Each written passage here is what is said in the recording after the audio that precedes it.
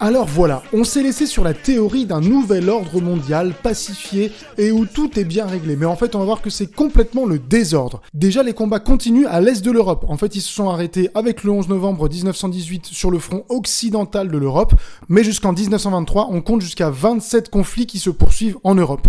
Parfois, ce sont des guerres civiles, comme en Finlande et en Irlande. Parfois, ce sont des guerres entre les États qui sont issus de nouvelles frontières, comme entre la Pologne et la Russie bolchevique, avec la guerre qui les oppose entre février 1919 et mars 1921. Et par ailleurs, à propos de cette guerre, la Pologne va recevoir une aide franco-britannique, ce qui va mettre fin au conflit et donner un traité de paix qui est le traité de Riga, R-I-G-A. Souvenez-vous, en mars 1918, le 3 mars, la Russie signe la paix de Brest-Litovsk avec l'Allemagne, mais les combats ne cessent pas pour autant, parce qu'il y a encore une guerre civile au sein de la Russie entre les bolcheviks au pouvoir, ce sont les communistes, les rouges, et les opposants à la révolution, les contre-révolutionnaires qu'on appelle les Russes blancs. Le blanc étant la couleur associée au tsar.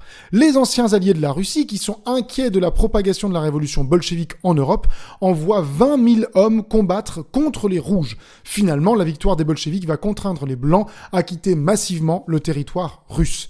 Dernière guerre importante, la guerre entre la Grèce et la Turquie entre 1919 et 1922 est la conséquence directe du morcellement de l'Empire ottoman et de sa désagrégation, de sa destruction. L'occupation par la Grèce de l'Anatolie occidentale, c'est-à-dire la partie qui aujourd'hui est le plus à l'occident de la Turquie, provoque la réaction des nationalistes turcs qui sont dirigés par un tout jeune général extrêmement important pour l'histoire de la Turquie, Mustafa Kemal. Opposés à cette division de la Turquie, les partisans de Kemal prennent les armes.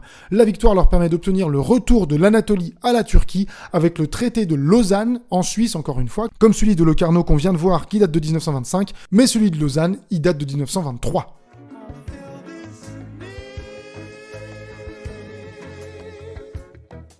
Et les colonies dans tout ça, me direz-vous, il faut pas s'attendre à ce qu'il y ait des bonnes surprises, je vous le dis tout de suite, laissez tomber les bonnes surprises, on se met faux espoirs nous. Alors, les peuples colonisés, ils ont écouté attentivement Wilson, et ils se disent, tiens, nous aussi on va avoir le droit à disposer de nous-mêmes, le droit de choisir notre propre régime politique, ce qu'on appelle l'autodétermination. Ça se passe pas vraiment comme ça, parce que les vainqueurs vont finir par se partager les anciennes colonies allemandes, et on ne va pas remettre en question le principe de colonisation. Il va y avoir des manifestations qui vont éclater en Afrique et en Asie, mais elles sont violemment réprimées. Et de là, dans certains espaces, comme en Inde, il y a des leaders indépendantistes. En Inde, il s'appelle Mohandas Gandhi, on va le surnommer le Mahatma, vous vous en souvenez si vous avez quelques souvenirs du programme de 3e, et Gandhi, il va alors lancer un mouvement de résistance passive pour s'opposer à la domination coloniale britannique. Les anciennes régions arabophones de l'Empire ottoman, c'est-à-dire ce qu'on appelle aujourd'hui le Moyen-Orient, passent sous tutelle britannique et française.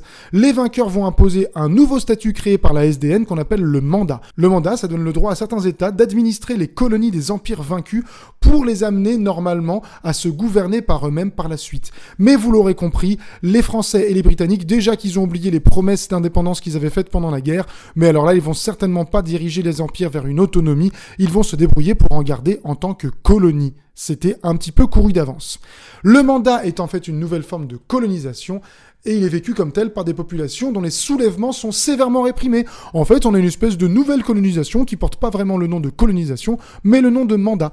En Syrie, par exemple, la France va imposer son mandat et va écraser les manifestations nationalistes arabes de 1920. Est-ce vraiment une surprise ?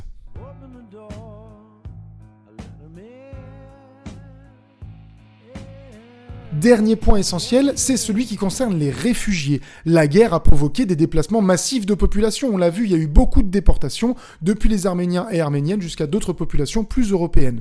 En France, 2 millions de réfugiés ont fui les zones des combats du nord et de l'est du pays.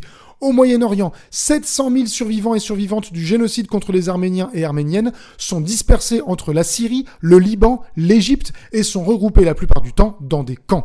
Par ailleurs, la guerre civile et la famine en Russie vont donner 800 000 réfugiés qui vont chercher à fuir le pays. La fin de la Première Guerre mondiale va même amplifier ce phénomène de réfugiés. L'éclatement des empires et la création des nouveaux États provoquent de nouveaux flux migratoires qui comportent de nombreux réfugiés. Le transfert forcé le plus important, c'est celui de 1,5 million de personnes entre la Grèce et la Turquie en 1923, lorsque la Turquie récupère l'Anatolie. Au début des années 1920, il se trouve qu'il y a 3 millions de réfugiés qui se retrouvent sans patrie. On les appelle les apatrides. Néanmoins, cette crise humanitaire devient urgente et entraîne des réactions. Par exemple, la SDN, tout juste créée et qui siège, souvenez-vous, depuis 1920 à Genève en Suisse, charge le Norvégien Nansen, Nansen, en 1921 de s'occuper des réfugiés. Il est nommé haut commissaire aux réfugiés russes et il va créer un certificat d'identité qui porte son nom, ça s'appelle le passeport Nansen, et qui permet aux réfugiés apatrides de passer les frontières malgré tout. 450 000 personnes vont en bénéficier entre les deux guerres mondiales et c'est le premier statut juridique international qui permet de protéger les réfugiés. Ça, c'est un beau progrès.